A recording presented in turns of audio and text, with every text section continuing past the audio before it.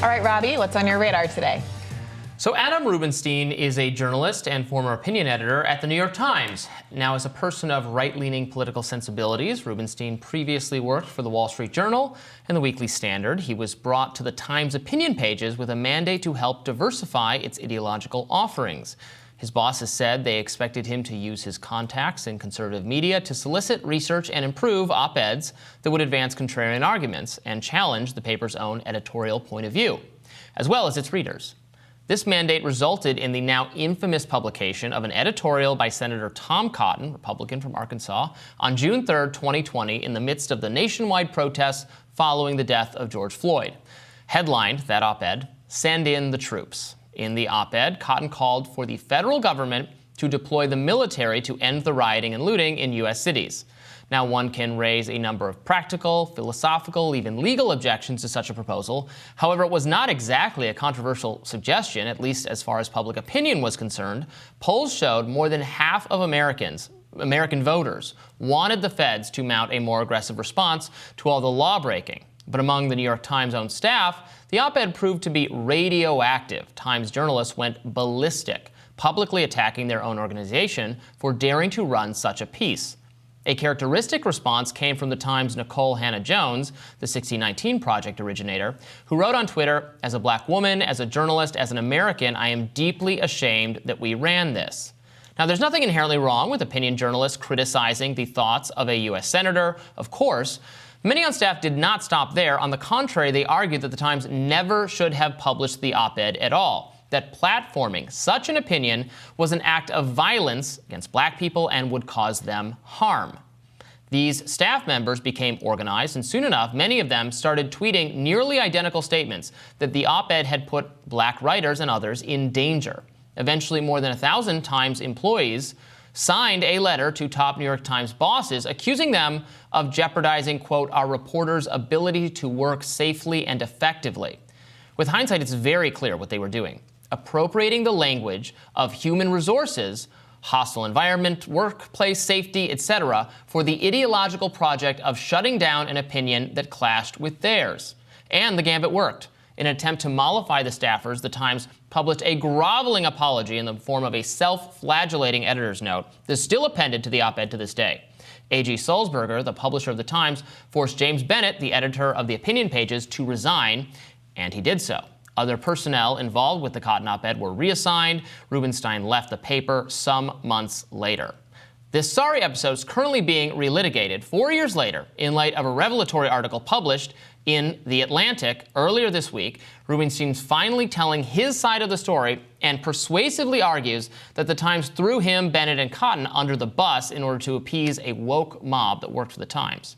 He debunks several of the criticisms of the op-ed, namely that it had included obvious factual errors, and points out that Times op-eds penned by literal authoritarian dictators such as Muammar Gaddafi, Erdogan, even Vladimir Putin, not produced any internal fury whatsoever. It's very telling whose words are described as literal violence and whose are not. Quote, "Last year, the page published an essay by the Hamas-appointed mayor of Gaza City, and few seemed to mind," writes Rubenstein in The Atlantic. But whether the paper is willing to publish conservative views on issues such as abortion rights and the Second Amendment remains an open question. Now, his article certainly appears to confirm suspicions that the paper of record is, at least at times, enthralled to its liberal staffers. Now, since the publication of this record-straightening account, an interesting criticism of it has appeared on social media.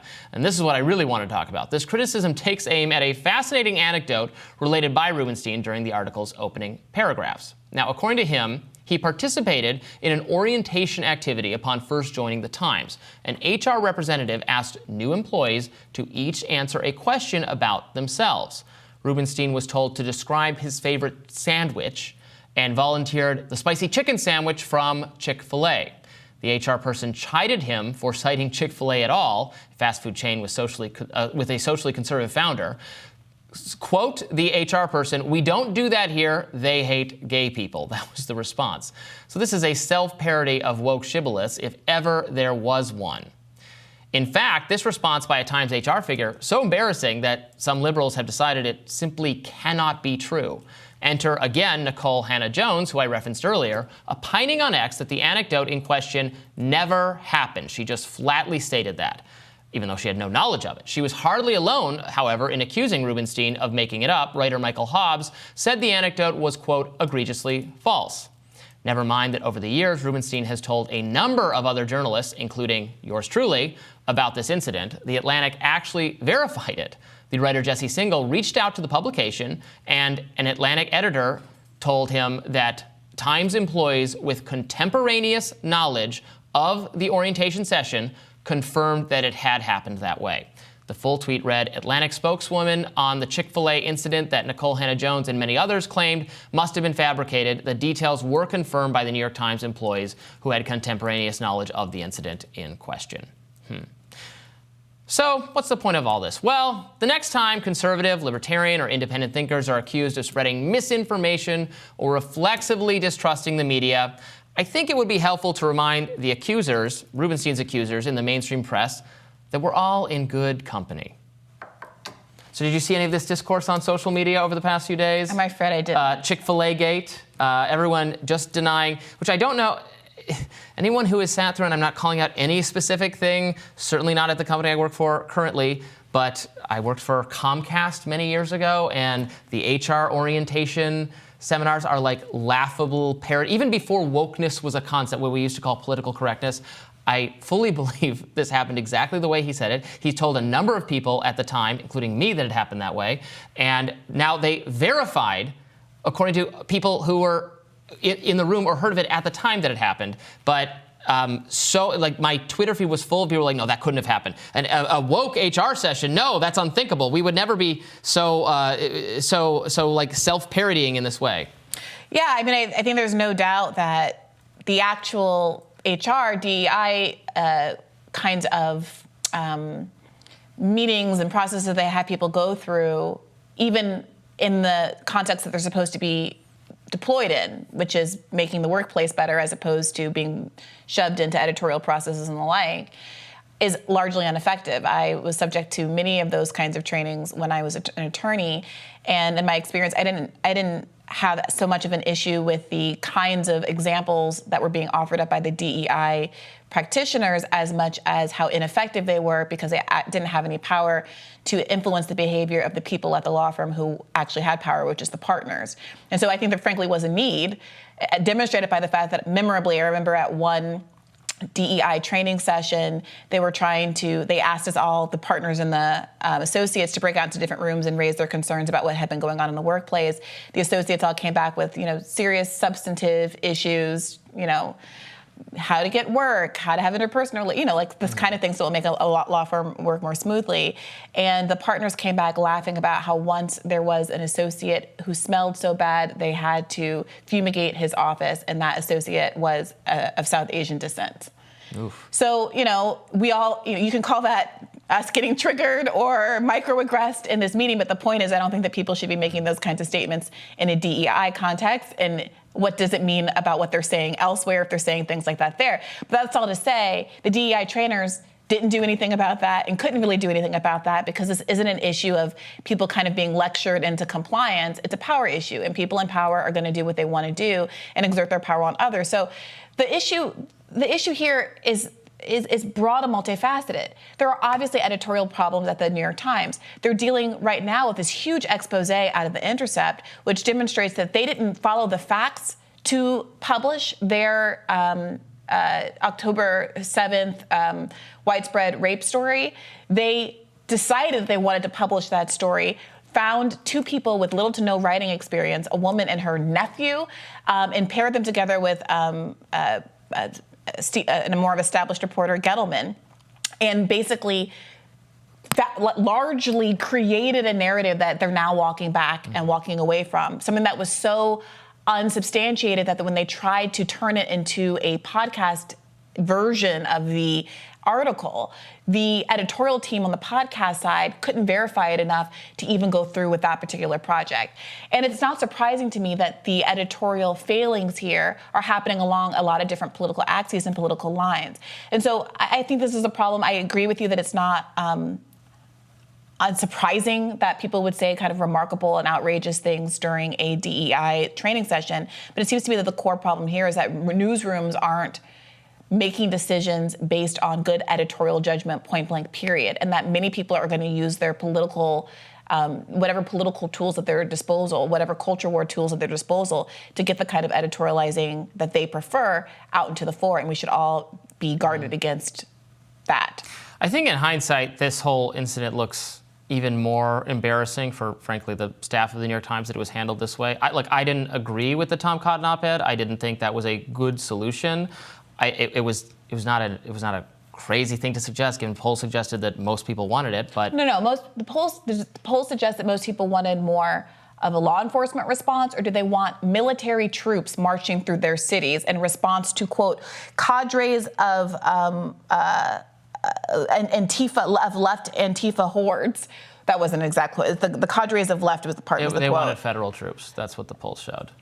That's what people said. Now you could say that's wrong, and people don't know that that's that wouldn't. I mean, Cotton's argument that it was constitutional. That was the whole debate, but people didn't say, the staff didn't say that argument is wrong.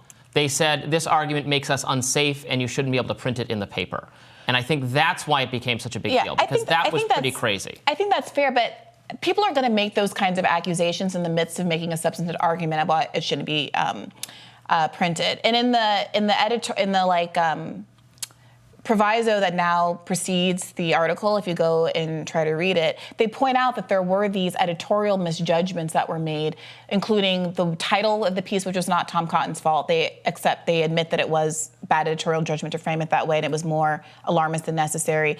This quote from Cotton about cadres of left-wing radicals like Antifa, which were unsubstantiated allegations. But they have been substantiated subsequently, and that claim is true, that there were Antifa members among the protesters. I mean, that's in the Atlantic article. Cadres of left-wing Antifa. So if your argument is that there were no Antifa protesters? So you're saying that people thought that they should deploy the troops because there were one or two Antifa members mixed in with millions of protesters? No. The obvious implication here is that there are hordes, throngs, millions of people in the street that belong to this amorphous Antifa, which, by the way, being an anti-fascist is a good thing.